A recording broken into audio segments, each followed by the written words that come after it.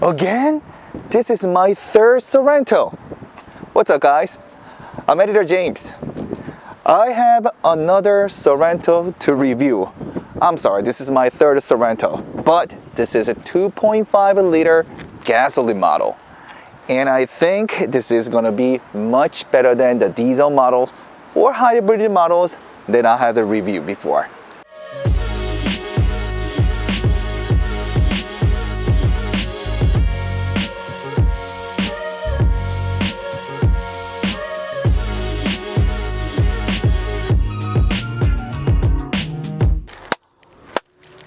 Bravo, bravo, wow. Alright, this is my third Sorento that I am going to review. I had to review the diesel model and a hybrid model, so if you haven't watched diesel review or hybrid review, please, go to Cardi Global or Cardi channel, right? And then just click on it and make sure that you watch it. But as for the exterior wise, there isn't too much difference compared to the other two models. In the front, we do have a dual pattern type grille, and next to the grille, we do have LED headlights. And what's special about this LED headlights is that on the right below the headlight, we do have a daylight. But then this daylight also works as blinker. And on the bottom, we do have a fog lamp. This is also LED. And as I told you before, one thing about the Sorento is that, I don't know, maybe it's my personal taste, but I think this is very, very masculine looking. The other two models that I reviewed, I believe it was white, but then this is red. So very first time when we got this car to review, we didn't like it too much because I thought like, oh my God, what kind of color is that? But then when we very first time received the car, it was kind of dirty. So after running through some automatic car wash, now it's one piece of a beautiful looking Sorento. Well, let's take a look at the wheels. When I was reviewing the diesel model, I believe it came with 18-inch and 20-inch. And for the hybrid models, it came in 17-inch and 19-inch, but this is 2.5 turbo, the gasoline model, and it comes with 20-inch. And the other difference that I can find from the previous two models is probably only the badge in the back, but I still wonder why Kia has put the chrome covering on near the C pillar. So personally, I think this is a drawback, but everything else, I think, as always, it looks beautiful. Again, the only difference I can find is the badge, Turbo GDI. Everything else looks the same. And I think I had mentioned about the Kia emblem. Well, luckily Kia came up with the new emblem. I don't know if you have seen it or not, but it looks a lot better. But anyway, this is beautiful and very wide, very masculine looking. I especially like the tail lights. It's all LED. It's vertically very long. Like I said, from the back, it's not even, it's not so big, but then also it's very, very iconic, even at nighttime, since it's LED. All right, so everything else looks the same. We do have chrome coverings on the lower part of the bumper. And I think because we do have a line, vertical line, all integrated from left to right, I think that's why it kind of makes the car looks even wider. And when you're driving something wide, that it makes you feel kind of safe, I believe. All right, so that was pretty much it for the exterior, but I want to also show you the interior, but I want to start from the third row seat, right? All right, let me open the trunk. As I mentioned, this is a 6-seater Sorento, okay? I think we do have a 5-seaters, 6-seaters, and 7-seaters, right? I think it is manufactured or exported, depends on like the popularity. But I'm pretty sure in the US, 6-seaters or 5-seaters are probably the major models. But anyway, beside of that, I want to show you how to recline the third row seat, and then also how to recline the second row seat. All right, if you come close, take a look at the third row seat. This is how it is originally placed. But as you can see, on each side, we do have a strap. So to recline the third seat, all you gotta do is just pull it and gently push it. And then the seat will recline all the way down, right? Like that. Just pull it and gently press or push the third row seat, and it will just, you know, just go down all the way. And then if I guess you can just probably fold this covering to make it flat. So now you do have a humongous extra you know, space, and use the third row seat as the trunk space. To put the seat back up, again, you can simply just pull the strap, pull it until you hear the click sound, right? And then we do have a Velcro right below it, so you can simply just attach it like that. All right, so if you look at the side of the third row seat, you will see two buttons. It says second, left side, and right side. I mean, even by looking at the picture, you can guess what it's gonna do. So if I press the R button, the second row seat, right, on the right hand side, it will recline. And if I press the left side button, yes, the seat will fall down or recline all the way down. I just want to show you that you know, you can also recline the second row seat by pressing the buttons. Or, can you follow me please? All right, to unfold the seat, you can just pull the lever and press the seat towards however you want to like it. So this is going to be the original sitting position, but then you other than using the buttons in the back, there is another button that you can press to recline the seat. So again, I want to show you that I'm going to press this button right here, and this time seat not only folds but also it moves forwards along the rail, right? So I think it's best to use this button to get into third row seat. I wanted to show that how to recline or how to fold the second row seat and how to access to the third row seat. All right, now I'm getting into the third row seat. Again, I'm going to press the button on the top, and the seat will fold and it will move forwards along the rail. All right, now I'm getting it. All right, now I'm sitting down in the third row seat. Do I look comfortable? I'm not comfortable. So as I had reviewed on my last two videos, third row seat is ideal for kids, I think. You know, I'm kind of big, I'm kind of chubby, so yes, as you can see, I don't look very natural. I don't look very comfortable sitting in the third row seat. But if you have to, you can. You can. And then I think I had also mentioned that I think because of the headrest located this way, it makes your sitting position a little bit more uncomfortable.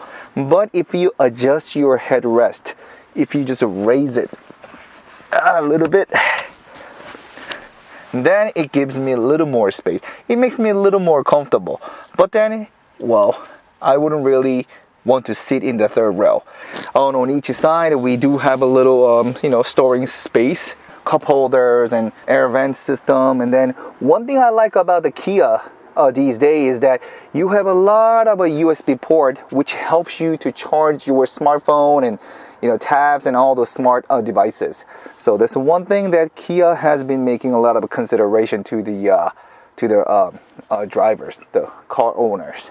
Second row is a lot roomier. All right, again, this is my driving position, and I am 5'11", and look how much leg space I have. Even going for long distance, I shouldn't have any problem.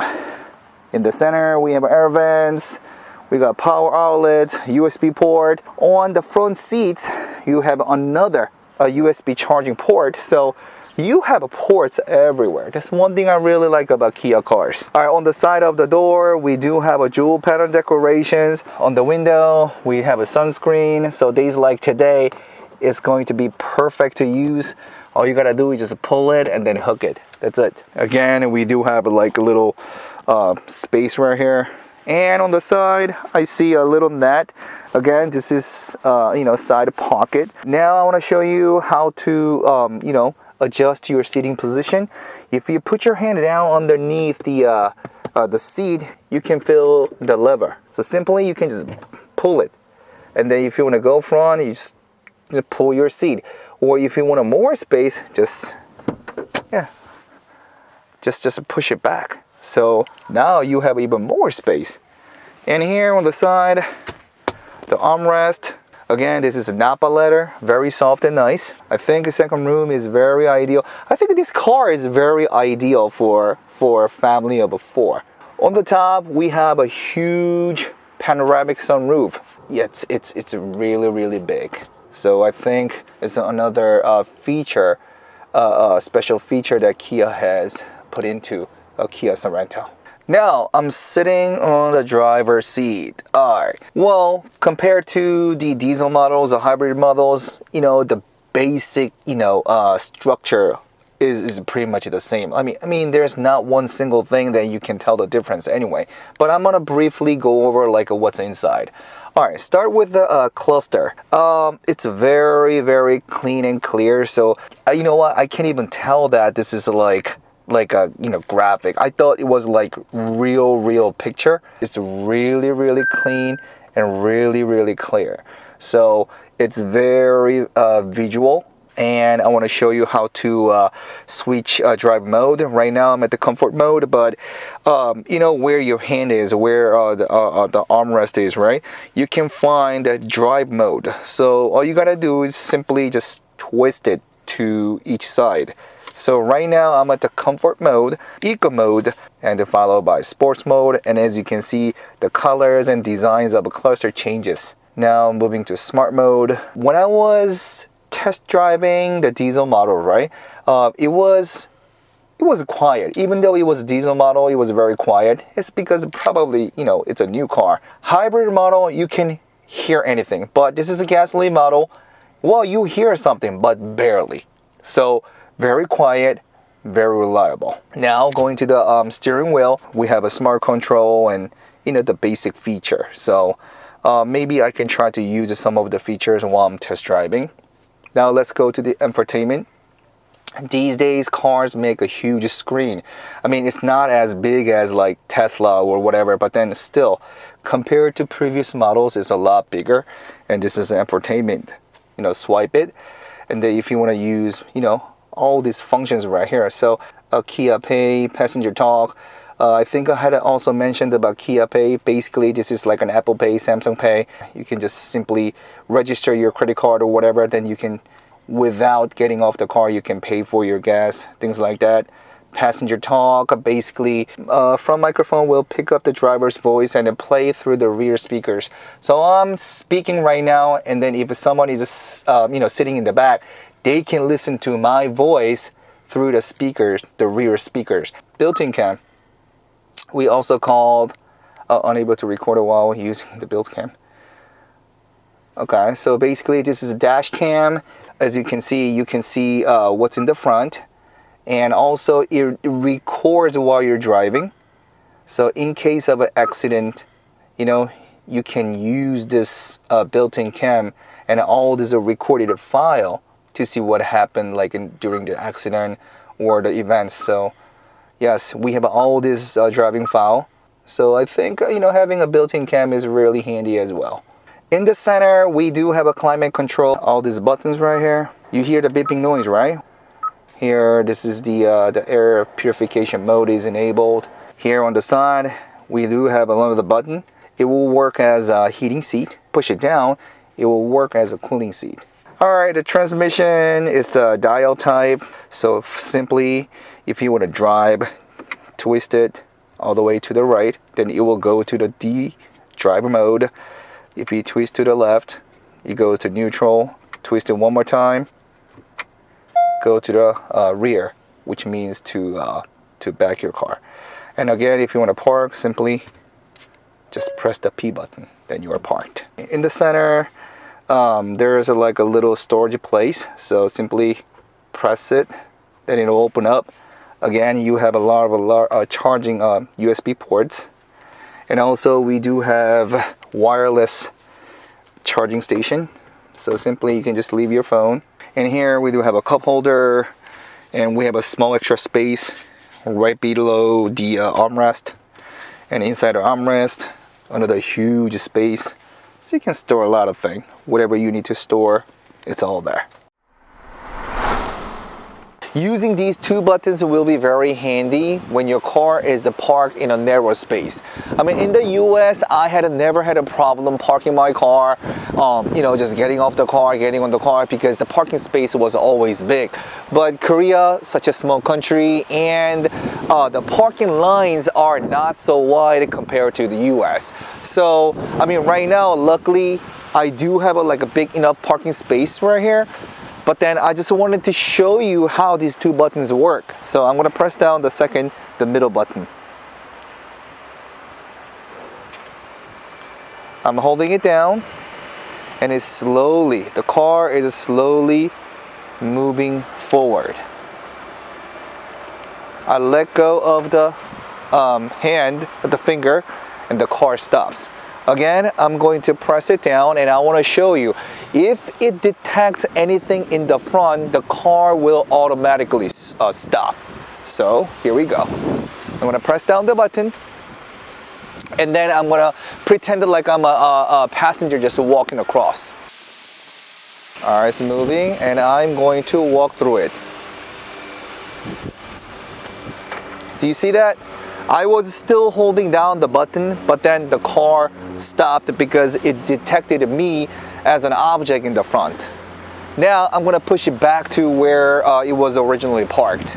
Now I'm going to press the last button.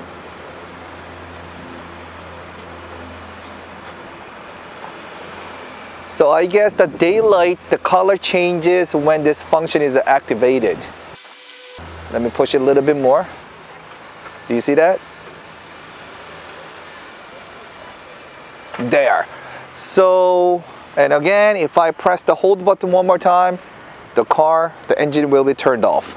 So having this remote parking control will be very handy when you need to park in a space that is very narrow and not wide. I just popped the hood, and this is a 2.5 liter gasoline, the turbo gasoline engine. It produces 281 horsepower with 43 kilograms of torque.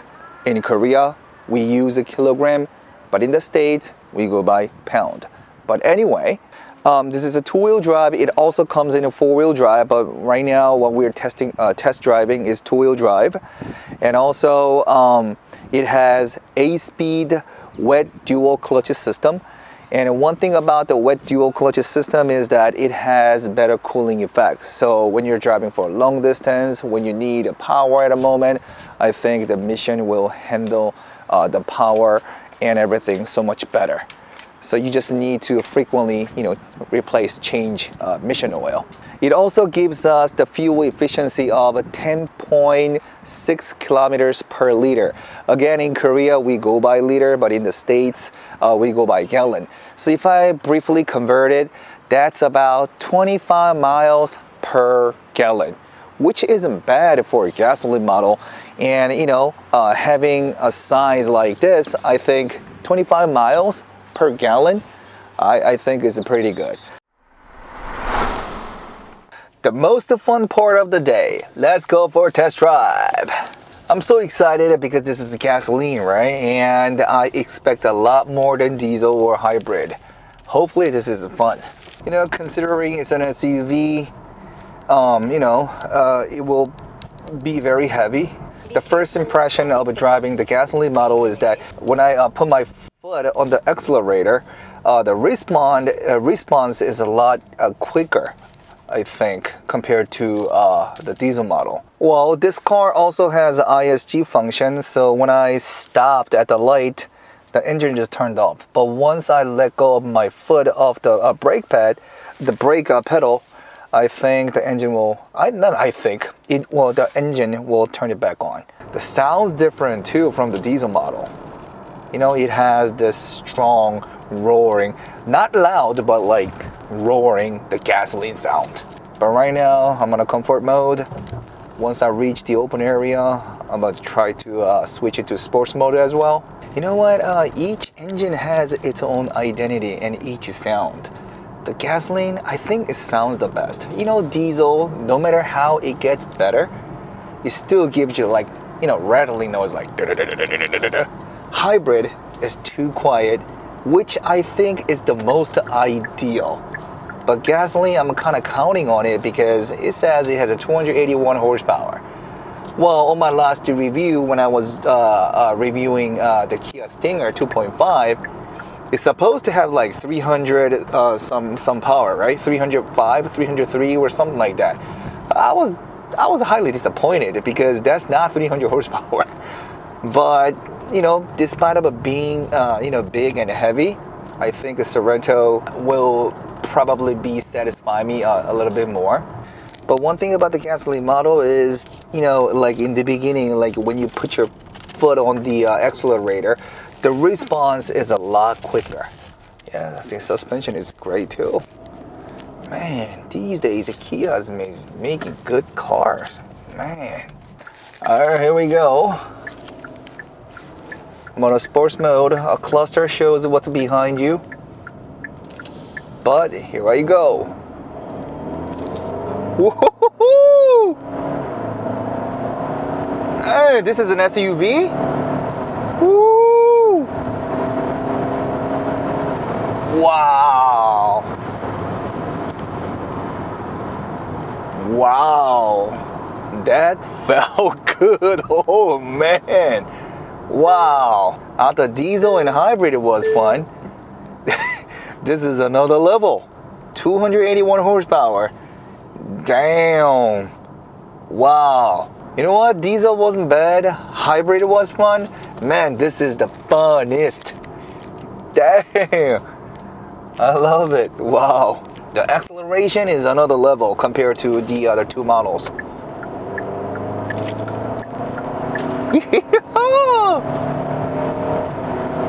Man.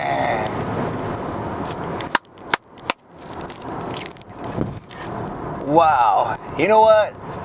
After Stinger, let's go for Sorento gasoline model. Wow. I'm pretty sure Stinger is a lot faster, but like when you're driving it, this gives you, you know, it's just more fun. It's more exciting.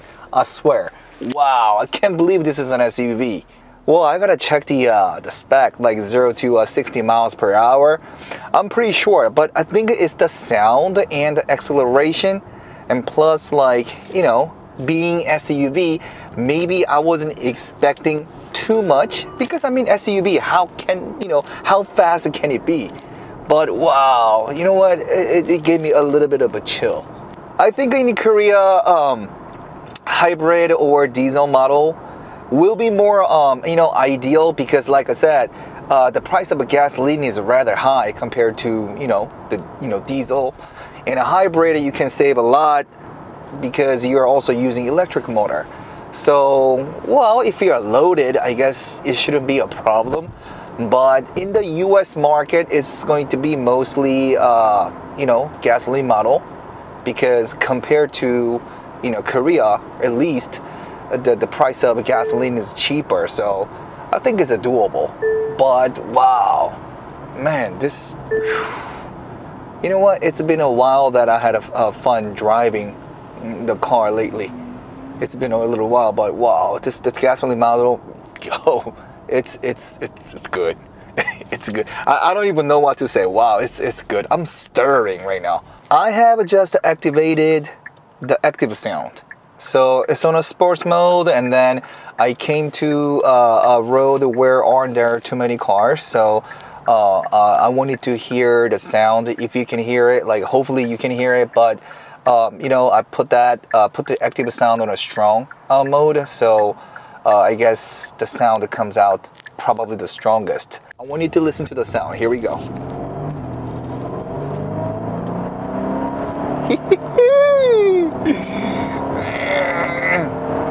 Wow. You know what? We have 3 different models, diesel, hybrid, and gasoline. Can you believe a gasoline model is the funnest, but it's the cheapest at the same time? So if you add like an extra $1,000, you can buy a diesel model. And if you pay extra $3,000, then you can get a hybrid model. So, but then, maintenance, not the maintenance, but the price of the gasoline and everything, it costs a lot more in Korea. So that's why a lot of people choose to purchase a diesel model or hybrid. But when it comes to fun, gasoline model is definitely it. Oh my God, this is so much fun. As for Kia Stinger, maybe my expectation was too high because 2.5 liter, over 300 horsepower. I mean, who wouldn't expect it? But then when I was actually test driving it, it was kind of disappointing. But this is an SUV. It's a big car. And 281 horsepower, man. And listen to the sound.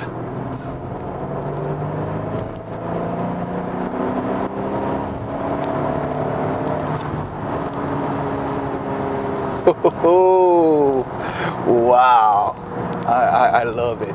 If you have an experience of driving a diesel model or hybrid, but in the US market it's going to be mostly, I think, it's going to be a gasoline model, test drive it at your local Kia dealer. Wow, it's alright, really, it's alright. I am also using the pedal shifter right now. Wow, every time I shift a gear, right? The active sound, it matches how it's supposed to react. I'm amazing.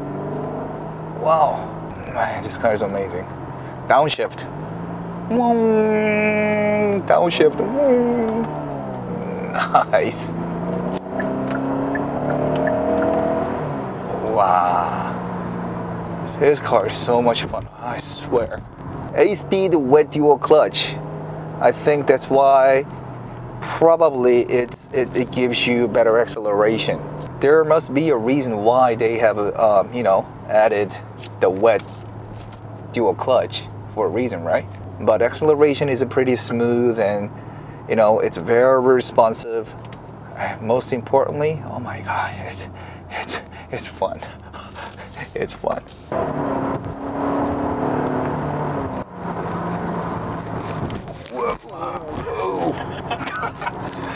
Man, there was a huge bump, but did you see me jumping up and down? The suspension did a great job though.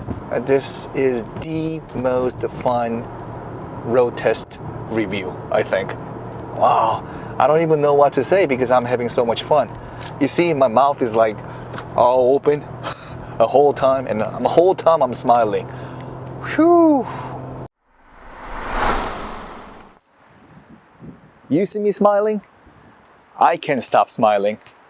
Of all the cars that I have driven before, I mean, it's not too many, but of all the cars that I have driven before, 2.5 gasoline turbo model, right? This is the best and this is the funnest, the model I have ever driven. I was amazed because this is an SUV.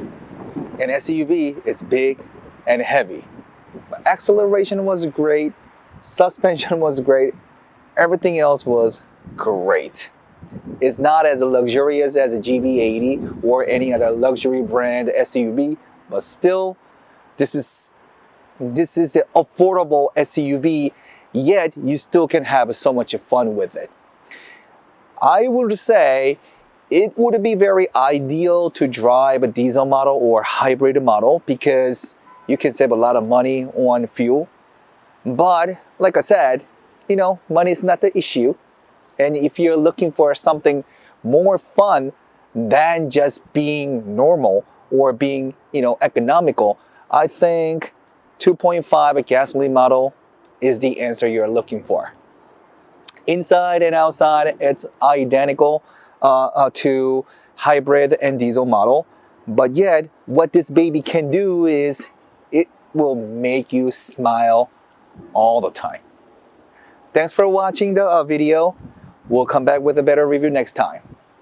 Oh, my wife is getting fired, but I want a new car. Wifey, can you buy me a car before you get fired? Please?